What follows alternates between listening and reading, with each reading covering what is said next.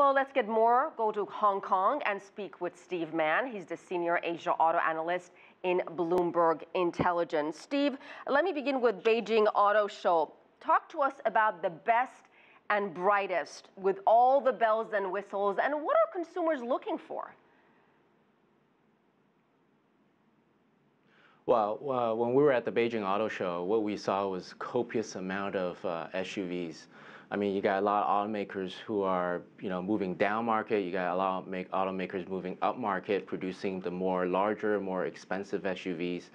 I think if you look at the Chinese consumers here, they love the SUVs. And unlike the U.S., many of the SUVs sold here are smaller engines, four-cylinder engines that are very fuel efficient.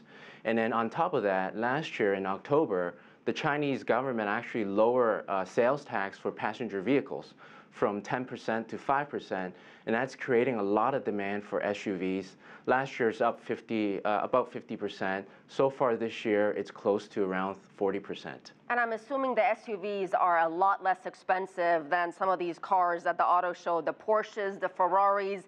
Some of these cars go in the 7 and 8 figures. I mean, who can afford those kinds of numbers?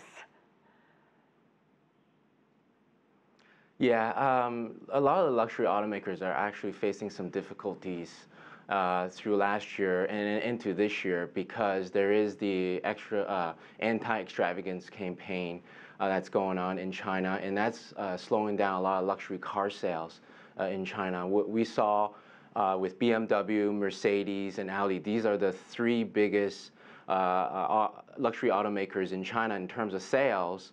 Their sales are actually up slightly from the year before, except Mercedes. Mercedes has been very strong in China. They have a number of new vehicles being introduced in China, and they're building out their sales network. So Mercedes is doing well, but as a whole, the luxury car market has slowed down quite a bit. You mentioned SUVs. What about electric cars and driverless cars? Electric cars, it actually has grown very quickly, very fast in China. Last year, it actually quadrupled from the year ago. So 2015 quadrupled over 2014. But it's still a very limited number of vehicles. Most of these electric vehicles are sold to government agencies. Consumers are still reluctant to buy electric vehicles, and a lot of that is due to pricing. A lot of that is due to range anxiety, and the infrastructure for charging is not really built out yet. But China does have a plan in place where by 2020 they want to have enough charging stations for 5 million electric vehicles. So we do expect to see that to grow significantly over the next 5 years. Steve, what about these all-electric crossover utility vehicles? China wants to see more people drive EVs, of course, in the hope of cutting down on emission-related pollution. Are these cars popular? Well, I think what China needs to do, and I think we're seeing signs of that, is that instead of using a pure battery